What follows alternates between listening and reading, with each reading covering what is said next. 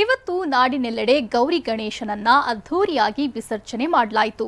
ಹುಬ್ಬಳ್ಳಿಯಲ್ಲಿ ಸಂಭ್ರಮ ಕಳೆಗಟ್ಟಿದ್ರೆ ಕರಾವಳಿ ಕೋಮು ಸೌಹಾರ್ದತೆಗೆ ಸಾಕ್ಷಿಯಾಯಿತು.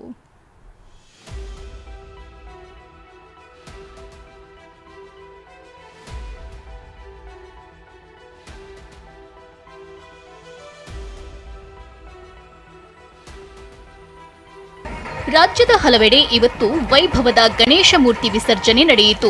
ಜಿಲ್ಲೆಯಲ್ಲೂ ಸಂಭ್ರಮ ಮನೆ ಮಾಡಿತ್ತು. 3 ದಿನ ಗೌರಿ ಗಣಪನನ್ನ ವಿಜೃಂಭಣೆಯಿಂದ ಪೂಜಿಸಿದ್ದ ಭಕ್ತರು ಇವತ್ತು ಅದ್ಧೂರಿಯಾಗಿ ಬೀಳ್ಕೊಟ್ರು.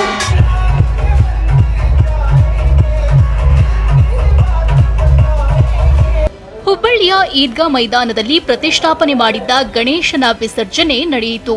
ಬೆಳಗ್ಗೆ 11 ಗಂಟೆಯಿಂದ ಮೆರವಣಿಗೆ ಶುರುವಾಯಿತು. ಮಾರ್ಗದುದ್ದಕ್ಕೂ ಪುಷ್ಪವೃಷ್ಟಿ ಸುರಿಯಿತು. ಮೆರವಣಿಗೆ ವೇಳೆ ಡಿಜೆ ಸೌಂಡ್ಗೆ ಯುವ ಸಮೂಹ ಕುಣಿದು ಕುಪ್ಪಳಿಸಿತು. 3000ಕ್ಕೂ ಹೆಚ್ಚು ಪೊಲೀಸರು ಹದ್ದಿನ ಕಣ್ಣಿಟ್ಟು ಕಾಯ್ತಿದ್ರು. ಕೋಲಾರದಲ್ಲಿ ಸಾಮೂಹಿಕವಾಗಿ ಗಣೇಶನ ವಿಸರ್ಜನೆ ನಡೆಯಿತು. ನಟ ಯುವ ರಾಜ್ಕುಮಾರ್ ಗಣೇಶೋತ್ಸವಕ್ಕೆ ಚಾಲನೆ ಕೊಟ್ಟರು. ನೂರಾರು ಮೂರ್ತಿಗಳ ಮೆರವಣಿಗೆ ಹಾಗೂ ವಿಸರ್ಜನೆ ಕಣ್ಮನ ಸೆಳೆಯಿತು.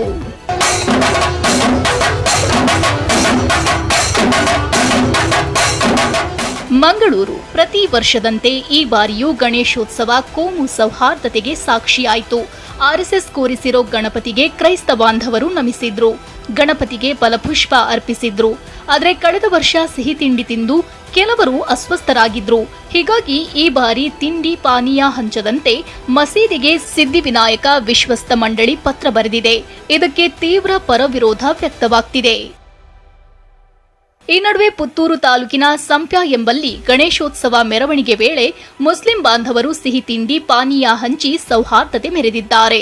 ಇನ್ನು ರಾಯಚೂರಿನಲ್ಲಿ ಗಣೇಶೋತ್ಸವ ಅನ್ನ ಸಂತರ್ಪಣೆಗೆ ಇಂದಿರಾ ಗಾಂಧಿ ಸ್ತ್ರೀ ಶಕ್ತಿ ಒಕ್ಕೂಟ ವಿರೋಧ ವ್ಯಕ್ತಪಡಿಸಿರುವ ಆರೋಪ ಕೇಳಿಬಂದಿದೆ.